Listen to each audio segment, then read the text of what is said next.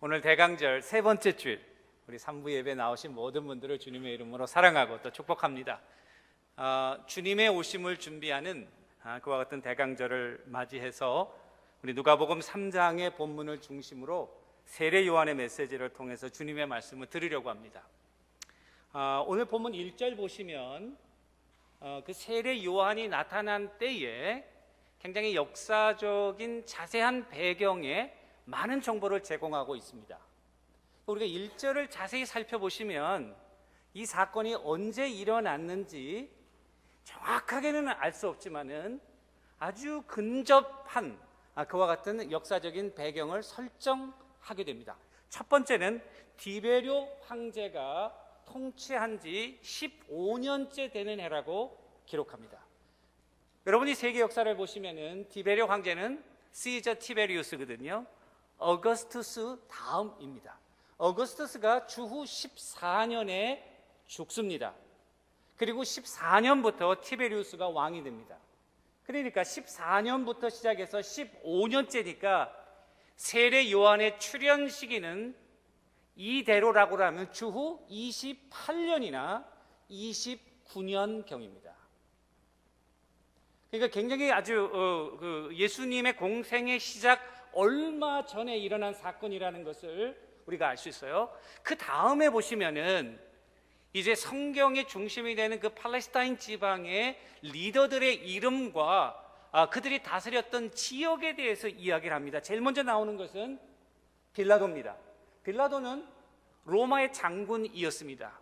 장군에서 승진해서 이 남쪽 유대 지방, 그러니까 이스라엘과 북이스라엘과 남유다가 나눠질 때에 예루살렘을 중심으로 한 그 남쪽 지방을 다스리는 가버너, 총독이었습니다. 분봉왕이라고 하는 것은 정확하게 지금의 어떤 위치라고 볼 수는 없지만 그 지역의 통수자, 가장 높은 지휘 통수권을 가진 자, 그러니까 주로 이야기하면은 가버너에 그런 해당한다, 이렇게 보면 됩니다. 그런데 역사를 보시면은 이 빌라도는 주후 26년에서 36년간 11년 동안 이 남부 유대를 다스리게 됩니다. 결국 주님의 공세계가 그 안에 들어가게 되고요, 주님을 십자가에 못 박도록 결정적으로 내어준 사람이 바로 이 빌라도입니다. 그 다음에 나오는 사람은 이제 북쪽 지역 사마리아하고 갈릴리 지방의 분봉왕으로 헤롯이 나옵니다. 여러분 성경에 보시면 헤롯의 이름이 여러 명 나옵니다. 어떤 사람은 이 헤롯 가문과 예수님의 가문과를 비교하면서 헤롯이 얼마만큼 하나님의 그런 메시아의 사역에 악한 일을 했는지를 비교하는 그런 논문도 제가 봤어요. 그런데 이 헤롯은 예수님을 경배하기 위해서 동방에서 온 그 동방 박사들의 방문을 받고 예수님을 죽이려 했던 그 헤롯 대제, 헤롯 더 그레이트의 아들입니다. 헤롯의 아들이 여러 명이 있는데 그 중에서 헤롯 안티파스라는 사람입니다. 이 헤롯 안티파스는 굉장히 중요한 사람이에요. 왜냐하면 나쁜 의미의 중요한 사람이에요. 세례 요한을 목벤 사람입니다. 그 동생 빌립의 아내 헤로디아의 사건으로 이 세례 요한이 그것은 잘못된 것이다, 하나님의 율법. 왜냐하면 헤롯은요 빌라도하고 달라요. 빌라도는 로마의 군인으로 장군이에요. 로마 사람의 배경으로 왔지만 헤롯은 He claimed himself he is a Jew. 그 유대인이라고 자기가 주장했던 사람이에요. 유대 성전도 짓고 유대인들에게 많은 관심을 가지려고 노력했던 사람이에요. 그런데 하나님의 율법을 어기는 거죠. 거기에 대해서 세례 요한이 거침없이 그것은 잘못된 거라고 죄를 지적하니까 눈에 가시 같은 존재죠. 그래서 세례 요한을 결국 죽이게 됩니다. 누가복음 13장에 보면 예수님은 이 헤롯 안티파스를 뭐라고 그랬냐면은 여우라고 그 별명을 부릅니다. 정치적으로 매우 교활한 그 헤롯의 성격을 그대로 보여줍니다. 그 다음에 우리가 중요하게 봐야 될 것은 대제사장이 2명 이름이 나오고 있는데, 첫 번째는 안나스고 그 다음에 가야바입니다. 이 둘은 장인과 사위 사이입니다. 그런데 이스라엘의 대제사장은 아무나 될 수 없습니다. 여러분 아시죠? 레위기 보시면은 아론의 자손만이 될 수 있습니다. 그런데 대제사장은 한 번 되면 평생 하도록 되어 있어요. 그러니까 대제사장이 2명 있는다는 것은 That's not possible. 그거는 정상적인 사건이 아닙니다. 그런데 어떻게 대제사장이 2명 있는가? 로마가 통치하면서 안나스는 유대의 정통을 따라서 된 사람이고, 로마가 통치하기 위해서 자기들이 이렇게 세우고자 하는 그 사람이 가야바입니다. 그러니까 현실적으로 이 당시에 공식적인 인정하는 제사장은 누구냐면은 가야바예요. 근데 가야바의 장인인 안나스가 실질적인 영향을 미치고 있었다, 이렇게 볼 수 있습니다. 비록 1절이지만요, 여기에 굉장히 함축된 역사적인 많은 자료들이 들어가 있는데요, 이걸 통해서 여러분들과 내가 알 수 있는 사실은 무엇입니까? 하나님의 말씀, 세례 요한의 이 광야에서 외치는 소리, 예수 그리스도의 복음 전파는 사람들이 만들어낸 픽션이 아니라는 것입니다.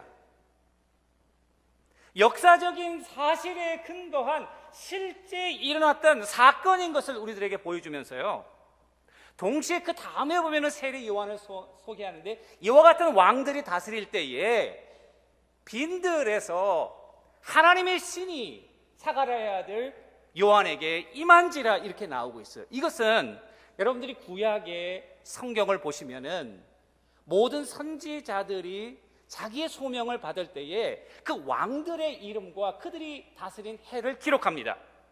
유다의 누구 왕이었고, 남유다에 얼마였고, 북이스라엘에 어떤 왕이 다스릴 때에 누구의 아들 누구에게 하나님의 영이 임한지라.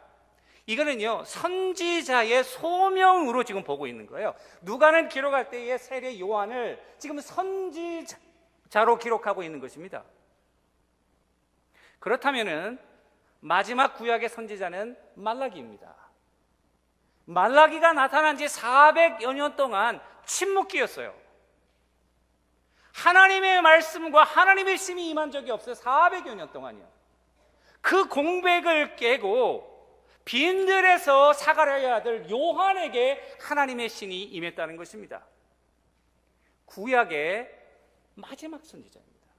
동시에 신약의 문을 여는 굉장히 중요한 인물이었으며 독특한 사람이죠.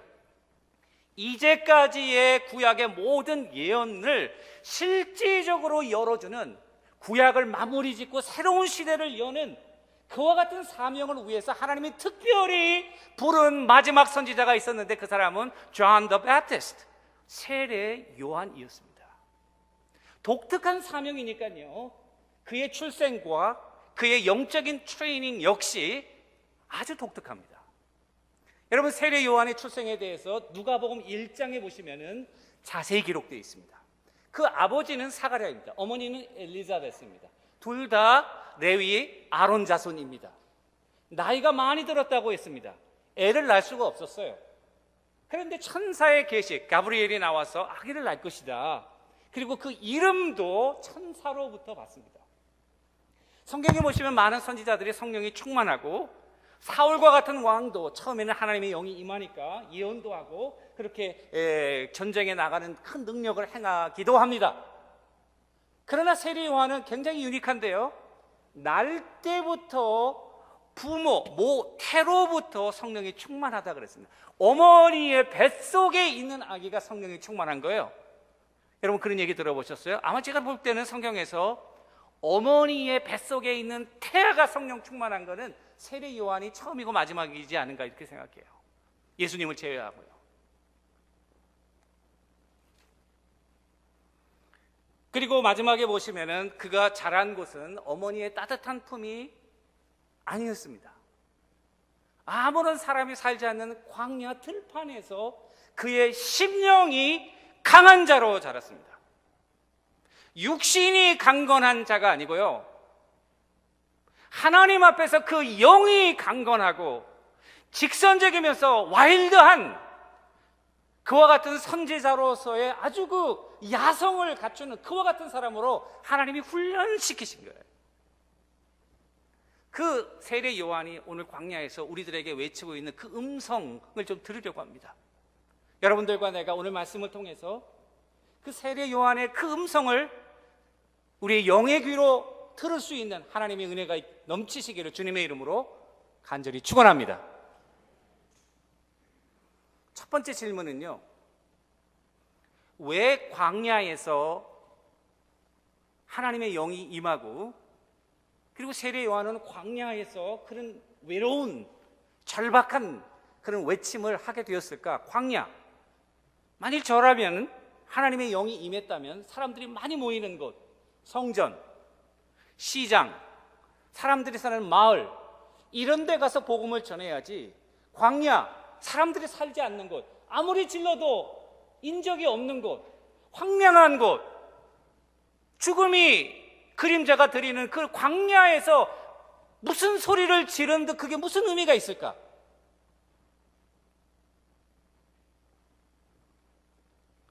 광야는요, 위험한 곳입니다. 저는 luckily I have experience to live in the desert in Utah. 그 경험이 있어요, 저는. 근데 뉴스에 보면 유타에 살면 꼭 뭐를 접하게 되냐면 1년에 한두 번씩은요, 가족끼리 캠핑 갔다가 길을 잃어버려가지고 아이들이 조난된 사건, 보이스카웃이 캐년에서 캠핑하다가 아이가 미싱돼가지고 죽은 사건, 뭐 이런 사건들이 1년에 한두 번씩 꼭 나요. 제가 섬기던 교회 집사님은요, 저녁 먹고 산책하러 가다가 캐년에서 떨어져가지고 헬리콥터가 와가지고, 여러분, 캐년에는 사람이 가기가 힘듭니다. 헬리콥터가 와가지고 구조되고, 텔레비로 봤어요, 제가 그거를. 그래서 어떤 사람이 또 다쳤구나 했더니 우리 교인이더라고요. 위험한 곳입니다, 광야는. 하나님께서 말씀을 전하는데 위험한 곳으로 사람을 부르시는 거예요. 위험한 곳에 가면요, 이 광야에 가면은 정말 여러분들에게 중요한 것이 무엇인지, 그리고 중요하지 않은 것이 무엇인지 분명하게 밝혀집니다. 이 세상에 있을 때는요, 다른 것들이 중요한 것 같아요. 정말 우리에게 중요한 아주 에센스와 같은 것들이 별로 중요하지 않고 그냥 당연한 것으로 받아요. 그런데 광야 세팅에 가면요, 완전히 달라집니다. 세상에 살면서 사람들이 중요하게 생각하는 건 뭡니까? 예를 들면 뭐 물질이라든지 명예라든지 권력이라든지, 그걸 위해서 사람들이 죽을 만큼 힘을 쓰고 달려가고 있지 않습니까? 근데 광야 가면요, 권력이 별로 의미가 없어요. 오바마 대통령이 거기 계시든 제가 거기에 있든 거기서는 1대1 사람 대 사람으로 쓸 수밖에 없어요. 돈도 거기는 필요가 없습니다. 사 먹을 데가 있어야죠. 음식점이 있어야죠. 먹을 것이 있어야죠. 돈, 유타에서 돈 광야에 가서 쓸 경우 제가 한번 봤습니다. 불을 붙여야 되는데 종이가 없는 거죠. 그러니까 지폐를 꺼내가지고 럭클리 달러 비리면 럭키 20달러나 50달러라면 종이 불 붙이는데 불이 있어야 되니까요. 불이 없으면 살 수가 없잖아요. 그때 이 돈을 쓰는 것 봤어요. 우리가 이 땅에 살 때는요, 중요하지 않은 것을 중요한 것으로 생각하면서 혼동하고 헷갈릴 경우가 많아요. 그런데 삶과 죽음의 그런 경계선에 서게 되면은 정말 나에게 중요한 것이 무엇인지 그때서야 비로소 분명하게 여러분들과 나에게 밝혀집니다. 그래서 하나님은요, 사람들을 부르실 때에, 자기의 메시지를 증거할 때에 사람들을 광야로 초대하십니다. 이스라엘 백성들도 가나안 땅, 이 애굽에서 나와가지고 그냥 바로 가나안 땅으로 들어가면 되잖아요. 근데 가나안 땅으로 안 부르시는 거예요. 광야를 통해서 가나안 땅에 가시는 거예요. 광야를 통해서 가게 한 이유는 뭡니까? 그 광야에서요, 하나님께서 하나님의 사람으로 그들을 훈련시키시는 거예요. 세상에서 헷갈렸던 것들이 광야에 가면 분명해지거든요. 사람들이 순수하고 겸손해지거든요. 자기가 세상에 있던 일, 쓸데없는 것들, 옷들, 거추장스러운 것들이 필요 없는 곳이 광야거든요. 지난 11월에 제가 케냐 갔을 때 우리 GMA 팀들하고 함께 갔는데 한 18명 이렇게 가신 것 같아요, 같이. 근데 이제 저가 거의 모르는 사람들이죠. 근데 이 열흘 동안 이 케냐 그쪽은 뭐 광야는 아니지만 그러나 해발 고도가 높고 좀 춥습니다. 그렇게 하고 물과 전기와 이 삶의 형편이 원시적이라는 면에서 광야와 상통해요.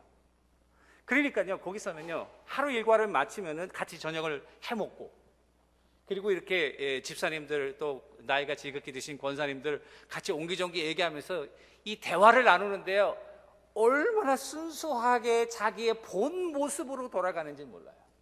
그러니까 자기의 원래 이 세상에서 묻었던 이 때들을 벗어버리니까 얘기하는데 대화가 내가 보니까 하나 웃기지도 않은 이야기인데 한마디만 하면 막 칼칼칼칼칼 대고 웃는데요, 어린 소녀와 같아요.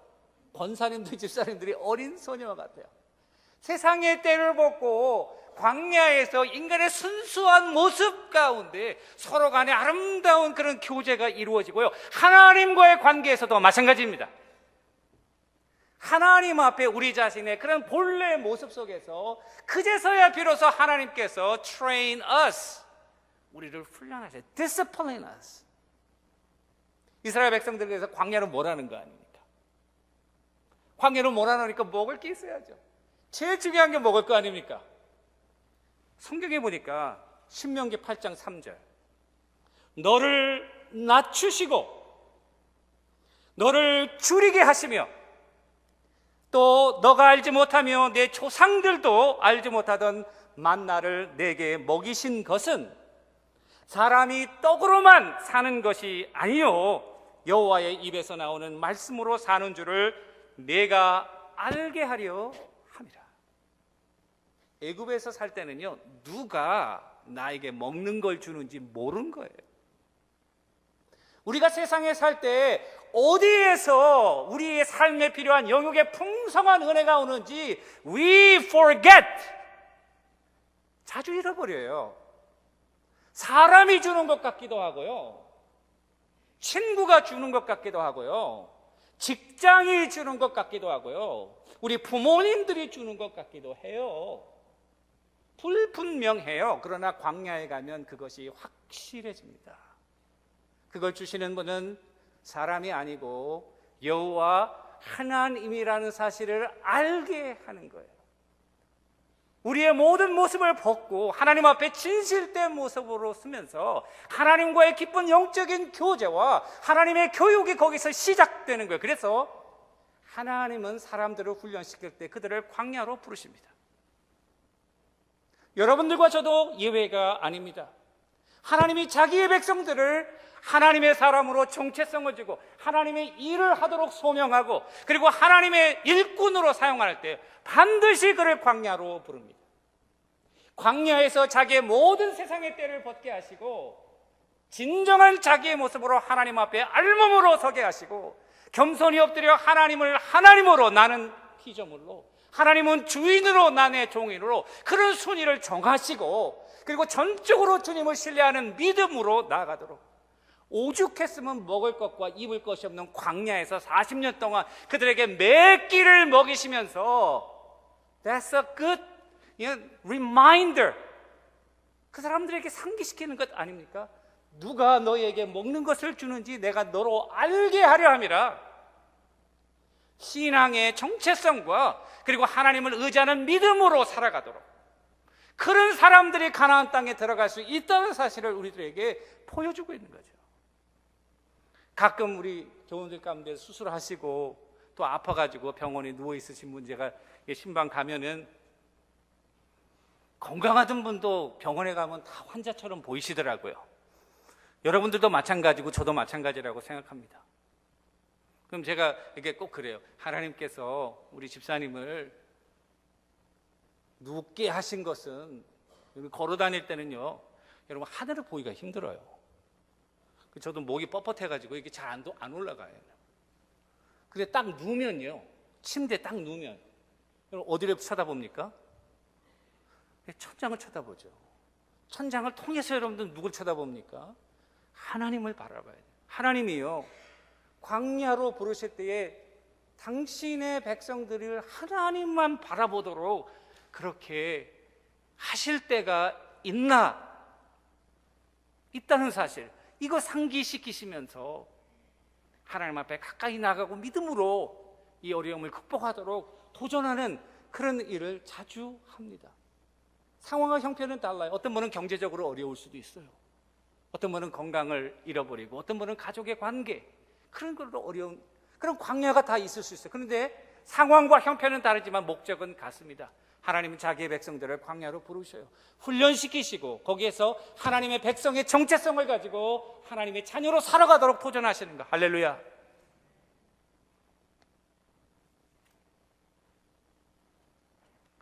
오늘 이 세례 요한이 요단강에서 외치는 그 외침은 회개하라는 것이었습니다.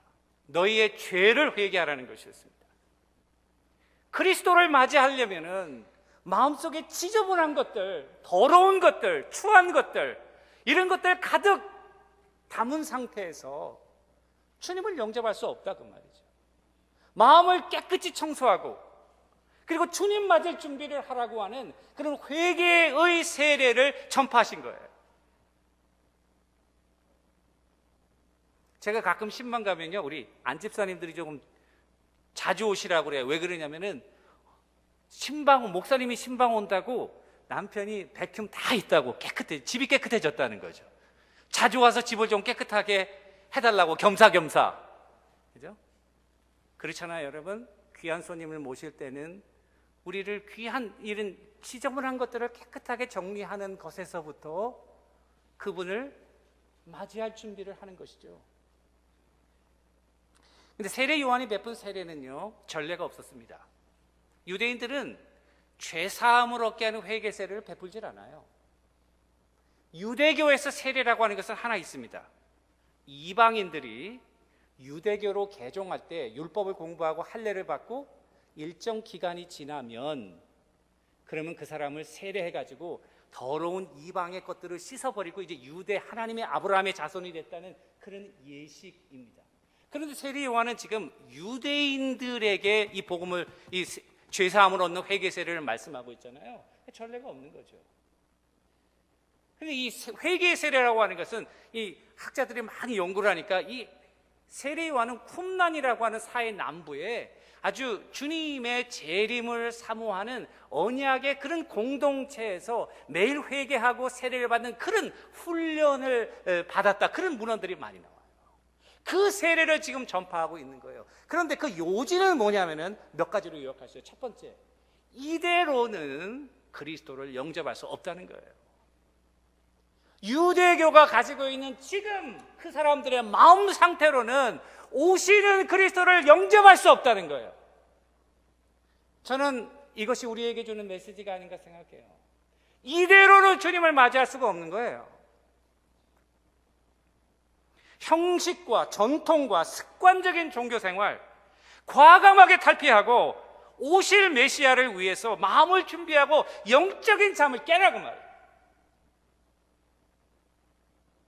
무엇보다도 마음속에 더러운 죄들을 깨끗이 회개함으로 주님을 맞을 준비를 하라. 그래서 이 세례 요한은요, 아주 거칠은 말들을 많이 했어요. 욕도 하고, 설교하면서 욕도 하고, 이미 도끼가 뿌리에 놓여 있다, 아주 임박했다는 걸 얘기해요. 에스겔서에 보면은 에스겔이 잡혀가가지고 이스라엘이 망할 걸 몇 년 앞두고 아주 긴박한 심령으로 심한 고통으로 그 메시지를 증거하고 있는 그와 같은 세례 요한의 메시지. 그런 의미에서 진정한 회개라는 것은 한 세 가지 요소가 꼭 필요하다고 생각해요. 저는 첫 번째는 진심으로 후회하는 것입니다. 자기가 한 말과 행동에 대해서 후회가 없으면 그 다음 액션이 없죠. 진심으로 후회한 것으로만 생각하면 안 돼요. 그 다음은요, 마음과 생각, 사고 구조에 근본적인 변화가 있어야 됩니다. 그냥 내가 이거 잘못했으니까 이거 하나 고칠게, 요 말 잘못했으니까 요거 안 할게, 이거 아니고요. 기본적인 여러분들의 그런 사고 구조 제일 밑으로 들어가가지고 상황마다 판단하는 그 프린시플 있잖아요. 그 프린시플이 그거를 레디컬하게 180도 바꾸라 그 말이에요. 하나님 중심적으로 바꾸라 그 말이에요. 나 중심에서 그리스도 중심적으로 바꾸라 그 말이죠. 그에 근거해서 삶이 급진적으로 변화되는 거예요. 말이 변화되고 행동이 변화되고, 그리고 우리의 삶의 그런 모든 것이 그거에 근거해서 구체적으로 변하는 거예요. 진정한 회개는 그래서 반드시 열매가 있습니다. 저는 진정한 회개란 고통스럽다 이렇게 표현하고 싶습니다. 여러분, 회개는 고통스럽습니다. 멸시를 당합니다. 그걸 감수해야 됩니다. 경제적인 책임도 져야 됩니다. 그것을 감수해야 됩니다. 사회적인 책임도 져야 됩니다. 그것을 감수해야 됩니다. 진정한 회개는 그걸 감수하는 것입니다. 그런데 놀라운 사실이 있어요. 그걸 진정으로 감수하려고 다 내려놓으면요, 하나님께서 그를 다시 회복시키십니다. 할렐루야. 회복의 놀라운 축복이고 비밀입니다. 탕자 보세요. 아주 허랑방탕한 사람이었습니다. 아버지의 재산을 다 탕진했습니다. 그런데 스스로 돌이켜가지고 마음의 방향을 180도 바꿨어요. 아버지 집으로부터 떠났는데 돌아서 해가지고 아버지 집으로 다시 돌아가면서 그는 어떻게 생각했냐면, 이제부터는 내가 아버지의 집의 종의 하나로, one of the servants, 아들로 살겠다는 게 아니에요.